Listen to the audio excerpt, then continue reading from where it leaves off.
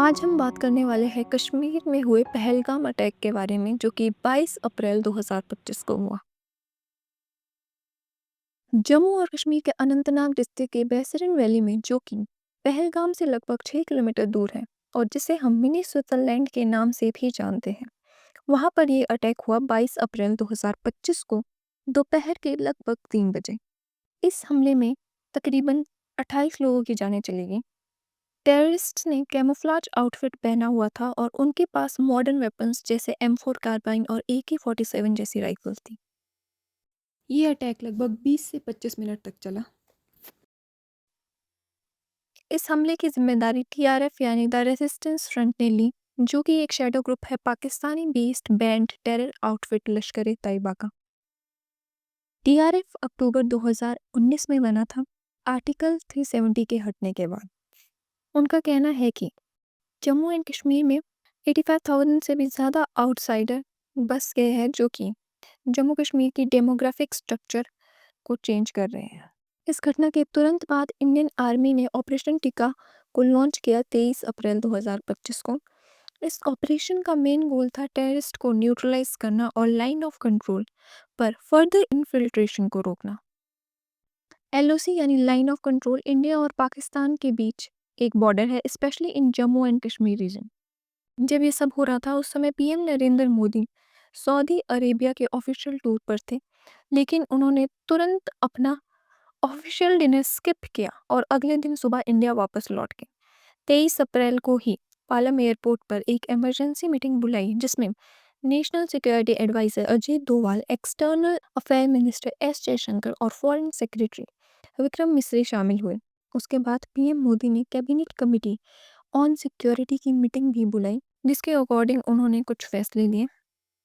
और जो पहला कदम इंडिया ने पाकिस्तान के खिलाफ लिया वो है इंडस वाटर ट्रीटी सस्पेंशन। ये ट्रीटी एक वाटर शेयरिंग एग्रीमेंट है इंडिया और पाकिस्तान के बीच, जो कि 19 सितंबर 1960 को कराची में साइन किया गया था प्रधानमंत्री जवाहरलाल नेहरू और प्रेसिडेंट आयूब खान के बीच। वर्ल्ड बैंक ने इसमें मीडिएशन का काम किया था।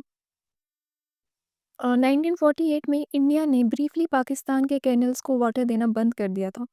फिर 1951 में वर्ल्ड बैंक ने नेगोशिएशन शुरू किया जो कि 9 साल तक चला और 1960 में ये ट्रीटी साइन की गई। According to this treaty eastern rivers जैसे कि रावी, बियास और सतलुज इंडिया को दिए और वेस्टर्न रिवर्स इंदस, झेलम और चिनाब पाकिस्तान को दिए। इंडिया को बस लिमिटेड यूज अलॉट था वेस्टर्न रिवर्स का इरिगेशन और run off the river hydro electric projects के लिए, बिना वाटर को डाइवर्ट या स्टोर किए। If we talk about Indus river, ये तिब्बत से ओरिजिनेट होती है लेक मानसरोवर के पास से और फिर लद्दाख से होते हुए पाकिस्तान में एंटर करती है। इस ट्रीटी के अकॉर्डिंग इंडिया सिर्फ 20% पानी का इस्तेमाल कर सकता था, जो कि पंजाब, हरियाणा और राजस्थान के कुछ वेस्टर्न रीजन में यूज़ किया जाता है, और जबकि पाकिस्तान को 80% पानी मिला जो कि उनके एग्रीकल्चर में मेनली यूज़ होता है। इस ट्रीटी में 12 आर्टिकल्स और 8 एनेक्स्चर्स A to H है। इस सस्पेंशन का पाकिस्तान पर क्या इम्पैक्ट होगा? Firstly agriculture loss. 60% of Pakistan population is directly या indirectly dependent on agriculture. Indus river system से 90% कल्टीवेटेड लैंड इरिगेट होती है। Economic loss. एग्रीकल्चर पाकिस्तान के GDP का 24% कंट्रीब्यूट करता है और 40% लेबर फोर्स इस सेक्टर में काम करती है। पानी की कमी से मेजर फूड स्टोरेज और इकोनॉमिक लॉस होने के चांस बढ़ गए हैं। नेक्स्ट जो इंडिया का डिसीजन था वो था सार्क वीज़ा एक्सेम्पशन स्कीम को सस्पेंड करना। इंडिया ने पाकिस्तान नेशनल के लिए SAARC visa exemption scheme suspend कर दी। सार्क यानी South Asian Association for Regional Cooperation एक रीजनल ऑर्गेनाइजेशन है जो 1985 में बनी थी, जिसमें अफगानिस्तान, बांग्लादेश, भूटान, इंडिया, मालदीव्स, नेपाल, पाकिस्तान और श्रीलंका मेंबर्स हैं। और SVES ये 1992 में शुरू हुई थी, जो कि सार्क द्वारा लॉन्च की गई एक स्कीम है जिसका एम था सर्टेन कैटेगरी के लोगों को वीज़ा फ्री ट्रैवल की सुविधा देना। Within SAARC countries. इस स्कीम के थ्रू कुछ ऑफिशियल्स और डिग्निटरीज को 1 year valid visa exemption stickers दिए जाते हैं, लेकिन अब पाकिस्तान के लोगों के लिए ये स्कीम खत्म कर दी गई है। और जो पाकिस्तानी इंडिविजुअल्स ऑलरेडी इंडिया में इस वीज़ा के थ्रू रह रहे हैं उन्हें 48 घंटों के अंदर देश छोड़ने का नोटिस दे दिया है। अगला मेजर डिसीजन जो इंडिया द्वारा लिया गया है वो है closure of Attari Wagah border. ये बॉर्डर अमृतसर के अटारी विलेज और लाहौर के वाघ विलेज के बीच इंटरनेशनल बाउंड्री पर है।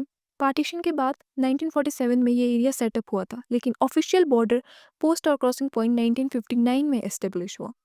ये बॉर्डर ट्रेड और टूरिज्म दोनों के लिए मेजर रूट था। हर शाम यहाँ पर फ्लैग लोअरिंग सेरेमनी होती है, जिसमें इंडिया के बॉर्डर सिक्योरिटी फोर्स और पाकिस्तान के रेंजर्स पार्टिसिपेट करते हैं। ये सेरेमनी 1959 से चली आ रही है और ये दोनों देशों के लोगों को अपनी मिलिट्री प्राइड दिखाने का एक प्लेटफॉर्म भी देती है।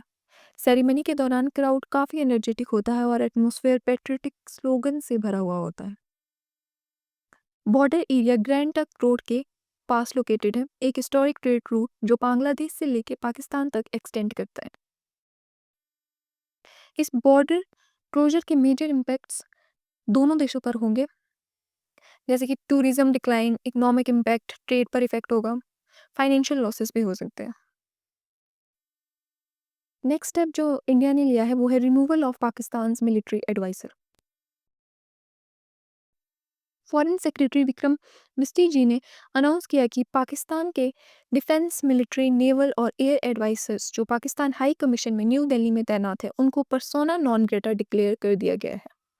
उनको 1 हफ्ते के अंदर यानी 7 दिन के अंदर भारत छोड़ने का नोटिस दिया गया। पर्सोना नॉन ग्रेटा का मतलब होता है एन अनवेलकम पर्सन। ये एक लैटिन फ्रेज है जो डिप्लोमेसी में यूज़ होता है जब किसी फॉरेन डिप्लोमेट को ऑफिशियली बताया जाता है कि अब वो कंट्री में वेलकम नहीं है और उसे तुरंत वापस जाना होगा। Pakistan high commission new Delhi में लोकेटेड है, 1947 में सेटअप हुआ था। ये डिप्लोमेटिक मिशन पाकिस्तान की सिटीजन्स को इंडिया में सर्विसेज प्रोवाइड करता है, जैसे कि visa issue, passport renewal, emergency travel documents और बायलैटरल एग्रीमेंट्स इम्प्लीमेंट करना। इसके साथ ही हाई कमीशन के स्टाफ की स्ट्रेंथ को 1 मई 2025 तक 55 से 30 तक करने का फैसला भी कर दिया है। इंडिया के ये सभी स्टेप्स उठाने के बाद पाकिस्तान ने इसका रिप्लाई दिया है।